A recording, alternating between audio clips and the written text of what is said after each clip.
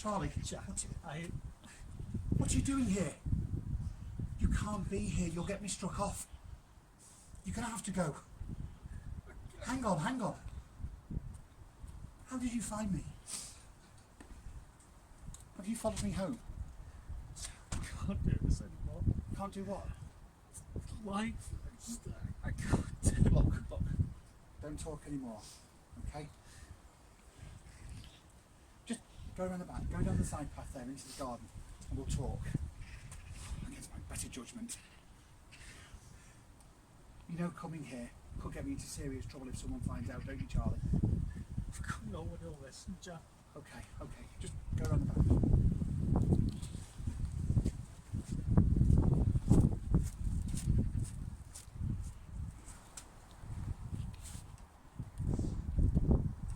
What's going on, Charlie? You weren't this bad last week when we spoke. I got back from Sarah the same night. She knew where Max was all along, she just didn't tell me because she figured I didn't want to know. She gave him my number like I asked. Oh, don't tell me. He didn't want to know. I told you, Charlie, not No, to spit on you. it's worse. He's ghosted me. He's had my number for a week and nothing. Even a fuck off would have been nice, but it's like it don't Charlie, even exist for him. You've got to stop this, please. What? You're misjudging yourself based on the actions of others.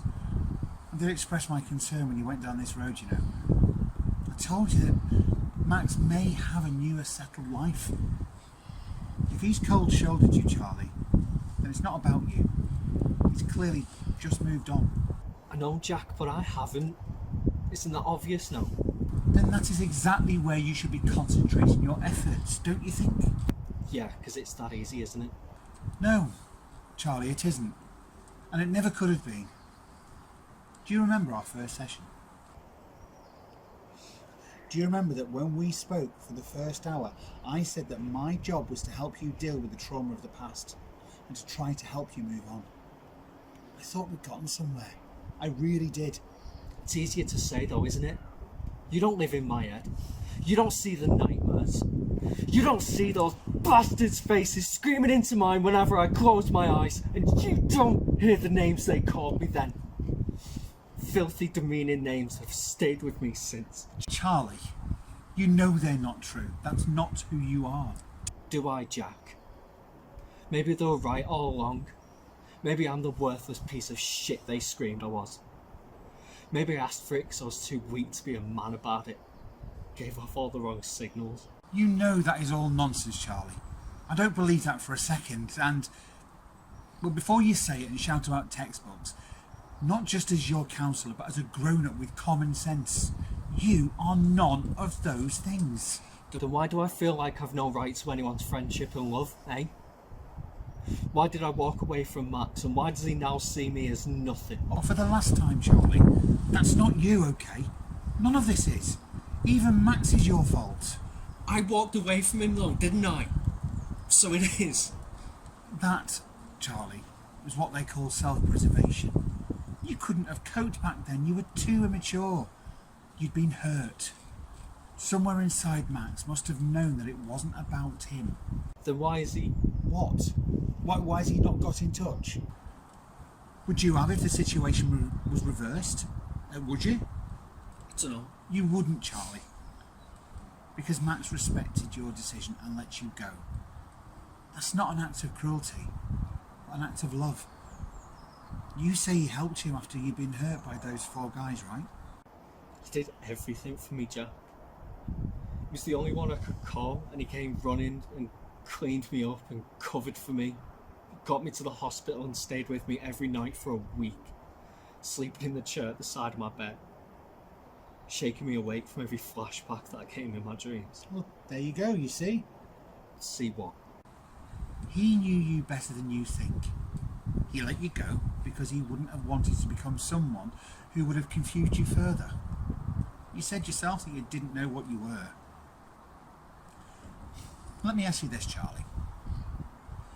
When he told you that he loved you, what did you do?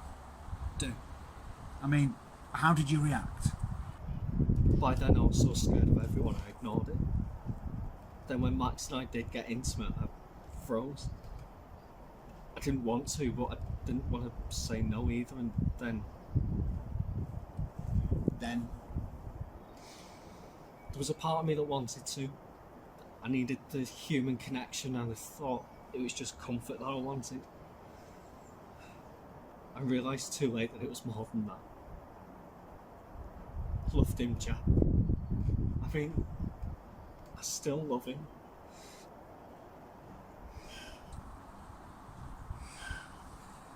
Charlie, as concerned as I am about you, I'm afraid you're going to have to go. I'm due to be somewhere. In fact, I'm quite late now. Sorry, Jack. I know I'm in the way. It isn't that, and you know it. Look, just do me a favour, okay? Go home and think about what we've talked about. And I'll call you tomorrow when you've slept on it, okay? Think about what I've said to you, but think about the things from Max's point of view too. Try to impersonalise his behaviour. Sometimes people love someone so much that they have to let them go. If Max is the guy you describe, well, he's done this for you. I'm convinced of that. And then if you love him, as you say you do, you have to let him go. You can't play with the feelings of others, Charlie, even if it's not your attention. Okay? Right. Do that for me, okay? We'll speak tomorrow and try to get some cheap sleep, Charlie. You look wrecked. Just give me a lift home, Jack, because of... Charlie, I can't. I shouldn't have let you in the garden either, but I'm worried about you. Please know that. You do matter to others, and I bet your friend Sarah would agree. Try not to see everything as an attack on you or things being your fault. Life's complicated, Charlie, and you, my friend, well, you've had it rough. I don't think you've worked life out for yourself yet, and that really isn't your fault. You call me friend, Jack. Charlie, right, you best go. We'll chat tomorrow.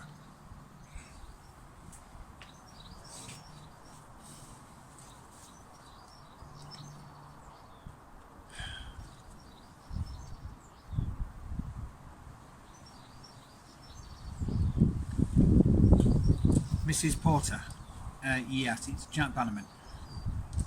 I shouldn't be telling you this, but I'm concerned enough to take this chance, although I'm not actually breaking any confidentiality. Well, the thing is, Charlie's just left here and... No, not the office, my home. I know. I'm concerned about him, and I just want to ask if you could do me a favour and just text me when he gets home. Well, just so I know he's safe, please. No, it's nothing for you to worry about, but it would put my mind at rest, and then I can speak to him tomorrow. Yeah, okay. Thank you.